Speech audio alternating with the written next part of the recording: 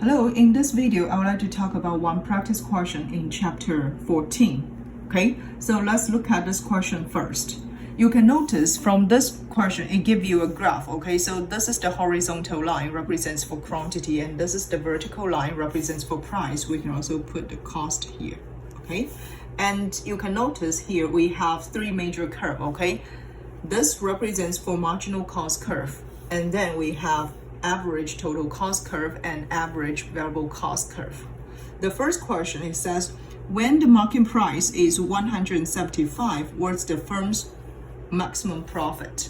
Okay, so in order to get the profit maximization, we need to satisfy marginal revenue equal to marginal cost, right? However, in a competitive market, we talk about price will always equal to marginal revenue, right? And then you can see if the price equal to 175, what can you do?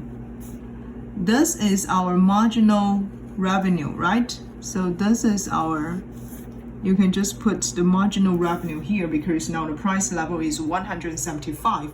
Then you can find out the quantity that satisfied marginal revenue equal to marginal cost, right? So we can find out a quantity which can maximize the profit will equal 515. Okay, so this is the profit maximization quantity. Then how can we get the profit? Profit always equal, so profit always equal to total revenue minus total cost, right? And total revenue will equal to price times the quantity. How can we get the total cost? So in order to get a total cost, we can get average total cost times quantity, right? So the average total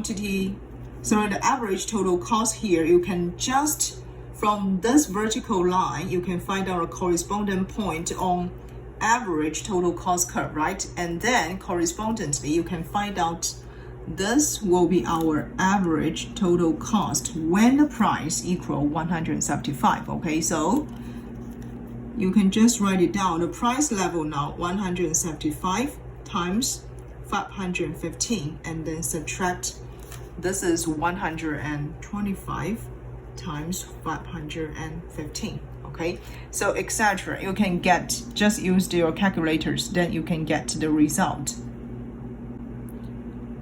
So the result will equal $25,750. Okay, so this is the profit that the firm can get when the price equal 175. Okay, now let's look at the second question. If the firm will shut down the business in the short run, and what's the price level? So if you still remember when we talk about the shutdown rule, so the shutdown rule should satisfy one condition. We talked about the shutdown rule before, okay?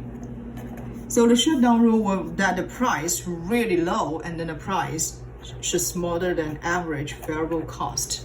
Okay, so this is the shutdown rule. Price less than average variable cost. Go back to check this graph. You can find out the minimum. This is the minimum average variable cost. Okay, I need to write down something more here. Marginal cost intersect with the minimum average variable cost. Okay, so this is things you should know for these two curves. Okay, this is the marginal cost curve and this is the average variable cost. They intersect at this part. This will be minimum average variable cost. Therefore, if now the price lower than $80, then the firm should shut down the business temporarily. Okay, so which option might be correct? You can find out the minimum average variable cost here equal to $80. So if the price less than this minimum average variable cost, then firm should shut down in the short run. So only option A is correct. Okay, now let's look at the next question. At what price firm's maximum profit will equal 0? So firm's maximum profit will equal to 0. You can notice profit always equal to total revenue minus total cost, right? And the total revenue is price times quantity minus average total cost times quantity, right? This is measures total cost. You can notice here we have quantity. This is the common factor, right? We have P, price, minus average total cost times the quantity. Now, this question said this profit will equal 0. So which means price should equal to average total cost.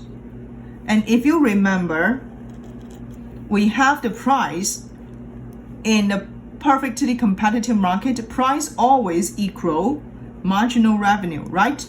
And marginal revenue will equal marginal cost to get the maximum profit. Then, based on these two, we can derive average total cost should equal to marginal cost. At which point average total cost will equal marginal cost? You should find out the intersection point of marginal cost curve and the average total cost curve. So you can go back to check this graph. This is the marginal cost curve, right? And this is the average total cost. So only at this part, this is the intersection point of marginal cost intersect with the average total cost curve. So only at this part, this will be the minimum average total cost. And you can find out correspondingly, this will equal $100. Therefore, at $100, the profit, maximum profit will equal 0, okay? Then the last question, it says in the long run, so something changes. It asks in the long run, the firm will exit the market if the price level of the goods is satisfied which condition. So in the long run, in the slides we talk about there is an exit rule, okay? So we talk about the exit rule in the long run.